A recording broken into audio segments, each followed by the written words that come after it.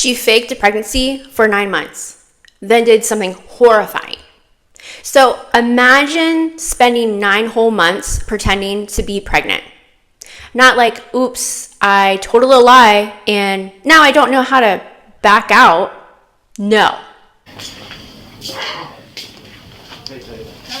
what happened? Yes, nothing happened. You didn't give birth. This is for sure. Yeah. Thank you. That means it's not your baby. Hello, lovelies. How are we today? Real quick, I'm Summer. This is All Day Mystery. If you've been here before, welcome. Welcome back. If you are new, welcome. I'm glad to have you. I like to go over a little thing called true crime, a little bit of mystery, maybe a lot of bit of mystery. Depends on the day. Today, I'm talking about some full commitment, Oscar-worthy performance, dedicated, acting, because we're talking about Taylor Renee Parker. And somehow this story gets worse every 5 minutes.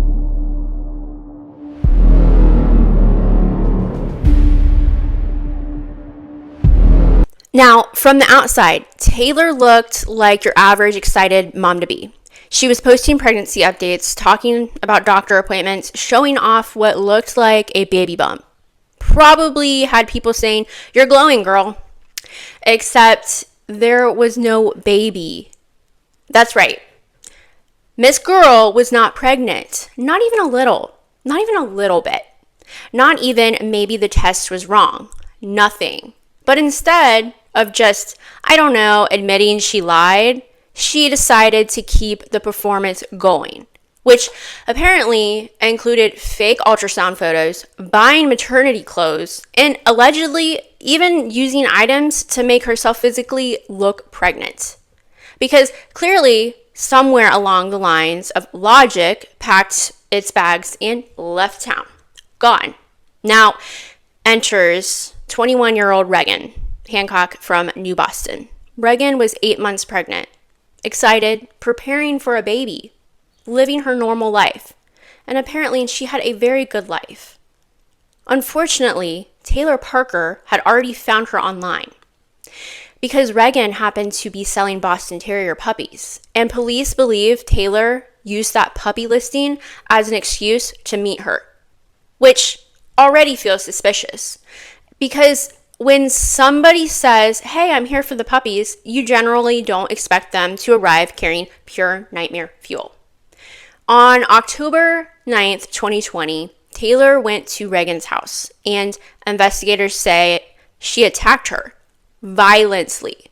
What happened next is honestly one of the most disturbing things I've covered. Authorities say Taylor murdered Reagan and then cut Reagan's unborn baby from her womb. Yes, that happened. And I'm sorry, I will make sure that there's a warning before this. Somehow, we still are not at the peak of insanity. Because after this, Taylor took the baby, got in her car, and tried convincing people this was her child. Ma'am, you cannot just speed run motherhood like this.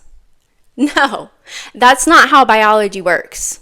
Taylor Parker's boyfriend / fiance, Wade, Taylor sent him on what turned out to be a fake hog-buying trip on the morning of October 9th, 2020. She had fabricated the trip as part of her larger web of lies, meaning she sent fake texts to Wade acting like she was the buyer that denied her and said no, they didn't want anything to do with her.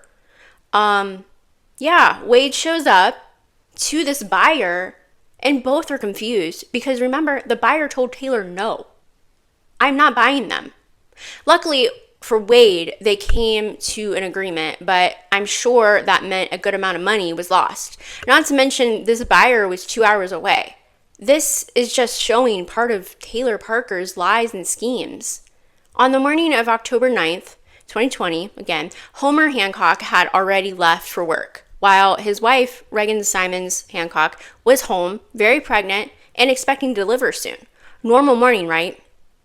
Except suddenly, the text messages coming from Reagan's phone started sounding weird.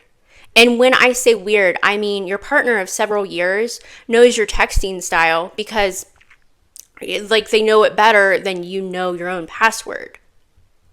Homer noticed the text messages just felt off. The wording didn't sound like Reagan. The vibe was wrong. You know when someone texts LOL and you immediately know that was not them? Yeah, that. Then around 8:30 that morning, Homer sends a simple "I love you" and gets nothing. No reply, no callback, complete silence. And he's not used to this. At this point, his internal alarm bells are basically screaming something isn't right here. So he calls Reagan's mother, Jessica, and asks her to go check on the house. Now, this is the part where everything goes from suspicious to absolutely horrible. Jessica walks inside and immediately finds Reagan laying face down in the living room. Blood everywhere. Her 3-year-old granddaughter, Reagan's daughter, still inside the home. She was thankfully untouched and okay.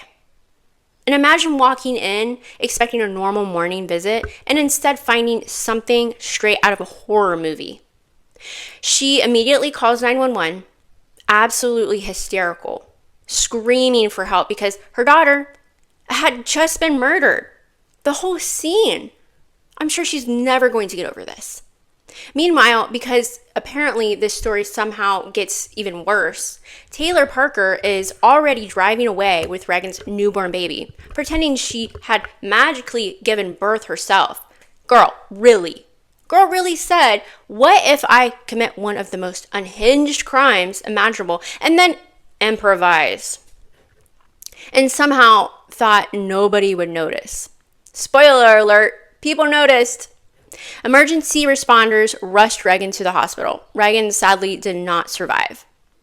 But the way they talk about the scene, she put up a fight. After brutally attacking Reagan and stealing her newborn baby, Taylor jumps in the car and starts driving like absolutely nothing happened.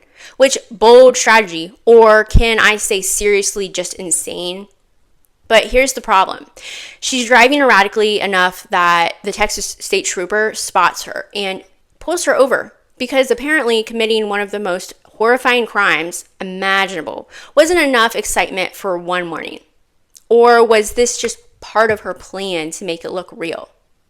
When police approach the vehicle, Taylor she tells them she had just given birth on the side of the road. Yes, that was her explanation. She's sitting there holding a newborn baby and basically says, yep, just had a baby. Totally normal roadside delivery. Nothing weird here. Except police quickly notice something is very wrong. For starters, Taylor had blood all over her and no blood in her seats in the car. But she just gave birth in her car? On the side of the road, right? Right. And investigators later discovered she had placenta tissue stuffed inside her pants because she was desperately trying to make it look like she had physically given birth herself. I mean, talk about desperate and gross. Wrong. What level of premeditation are we operating on here? So officers rush her to the hospital thinking maybe she needs medical help after labor, because it's what she said. But doctors take one look and immediately realize, ma'am, you did not give birth today. No signs of delivery, no medical evidence whatsoever, nothing. She was trying so hard to convince them that she wouldn't let them examine her. And at that exact moment, Taylor's entire fantasy, or whatever she had going on in her little brain, starts collapsing faster than a Dollar Tree lawn chair. Yeah, I said that. Doctors test the baby. DNA confirms the newborn belonged to Reagan. And police now realize they aren't dealing with a confused woman after childbirth. They are dealing with someone who planned one of the most disturbing baby abductions murders Texas had ever seen. Taylor really thought she could pull off steal a baby, fake a birth, shove evidence in my sweatpants, and just vibe my way through traffic? Yeah, no. I can only imagine officers, doctors, and nurses looking at this situation thinking, Nothing about this makes sense. Then investigators started digging. And it somehow got worse. They discovered Taylor had been planning this for months. Months. According to the evidence, she had been faking ultrasounds, researching childbirth, creating fake pregnancy timelines, telling everyone around her she was close to giving birth. Basically running an entire one-woman fictional universe. At this point, she wasn't telling lies. She was producing a full documentary nobody asked for. She didn't even have custody of the 2 children she did have. And not to mention, she had a hysterectomy way earlier in life. Like, what are you trying? Like, you really think that doctors don't know what they're... Whatever. When the case went to trial, prosecutors argued Taylor became desperate. People around her were expecting a baby. Questions were coming. And instead of admitting the truth, she decided another woman's life was somehow expendable. Which is generally terrifying. Because imagine being so committed to a lie that your brain says, you know what? Murder seems easier than honesty. Absolutely not. Absolutely not. There's no way.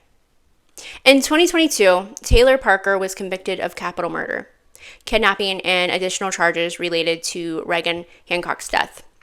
She was sentenced to death row in Texas, making her one of the very few women currently sentenced to death there.